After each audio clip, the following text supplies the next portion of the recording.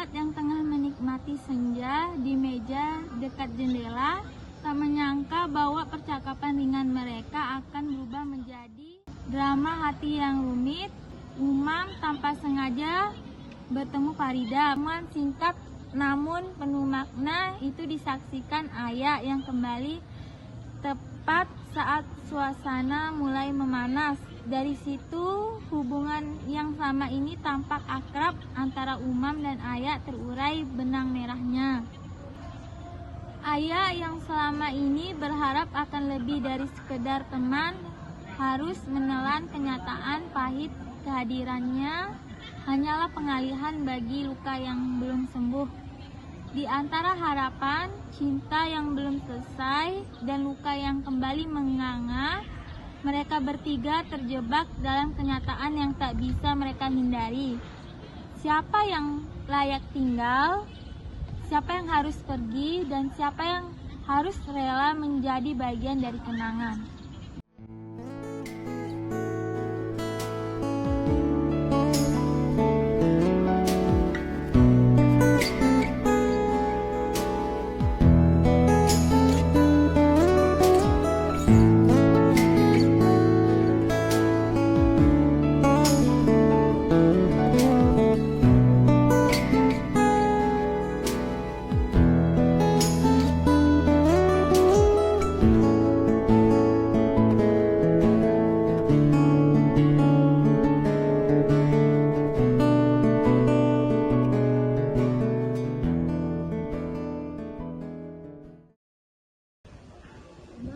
Ya.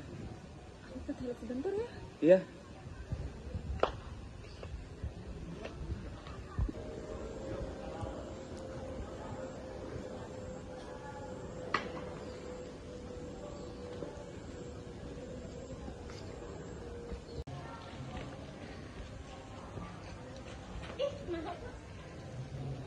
Umam, Farida, ini beneran kamu? aku nggak nyangka bisa ketemu sama kamu di sini.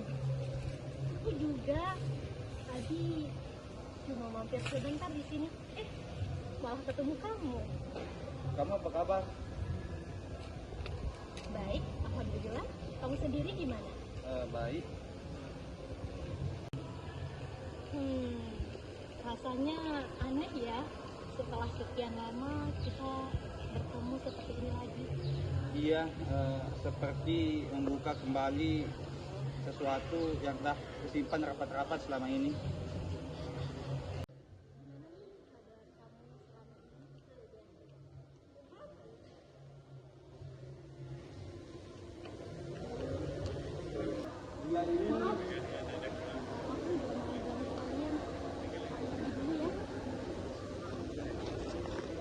Dia siapa? Dia masa laluku. Terus kamu akan mengejar? Iya, aku akan mengejarnya. Lalu kenapa kalian bisa berpisah? Karena ego kami masing-masing, kami akhirnya berpisah. Terus gimana dengan aku? Minta maaf, aku akan meninggalkanmu. Kita udah sejauh ini dan aku belum bisa melanjutkan masa lalumu. Kami sudah menjalani hubungan ini bertahun-tahun dan masa laluku mempunyai tempat sendiri di dalam hatiku. Lalu kenapa kamu melupakanku? Aku pikir aku bisa melupakan dia setelah aku menjalin hubungan denganmu, tapi ternyata tidak bisa. Kenapa kau kecewa? Kau mengajakku masuk ke hidupmu hanya untuk memenuhi masa lalu kembali. Tapi tidak punya hubungan apapun. Kau harus ingat itu. Ya, aku melupakan fakta itu. Kita memang dekat, seperti memiliki hubungan, tapi aku tidak pernah mengungkapkan perasaanku kepadamu. Ya, aku minta maaf. Aku terlalu berharap dengan pertemanan ini. Terima kasih sudah menemaniku. Kupikir kamu memiliki perasaan terhadapku. Kau kau yang selalu khawatir kalau aku nggak ada kabar. Ternyata aku cuma pelampiasan bagimu. Pemikiranmu terlalu jauh. Kamu tidak salah. Aku yang salah. Aku yang terlalu berharap kepadamu. Kupikir aku bisa menggantikan masa lalumu. Ternyata aku yang tergantikan dengan kembalinya dia. Aku minta maaf. Tidak masalah. Aku memaafkanmu. Walaupun aku menyembuhkan lukaku sendiri. Berbahagialah dengan masa lalumu. Dia kembali dan menghancurkan hati.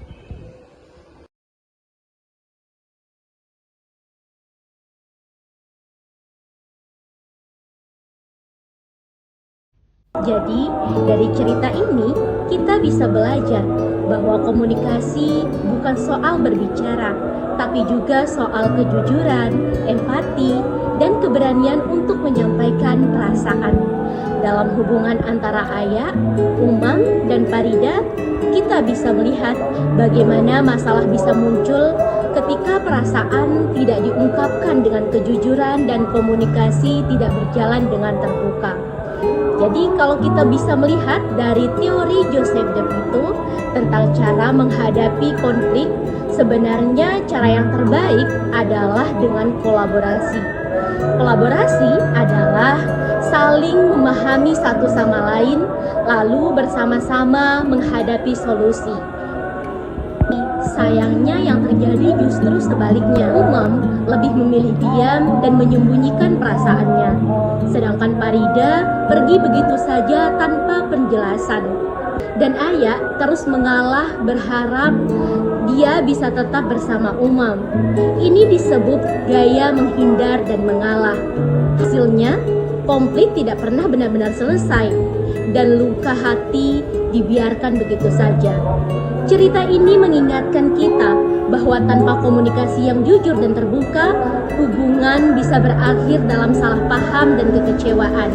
Semoga dari kisah ini kita bisa belajar untuk lebih peka, lebih terbuka, dan berani membangun hubungan yang lebih sehat agar tak ada lagi hati yang harus sembuh sendirian. Nah, jadi itu saja dari kelompok kami. Sekian dan terima kasih. Wassalamualaikum warahmatullahi wabarakatuh. Bye bye.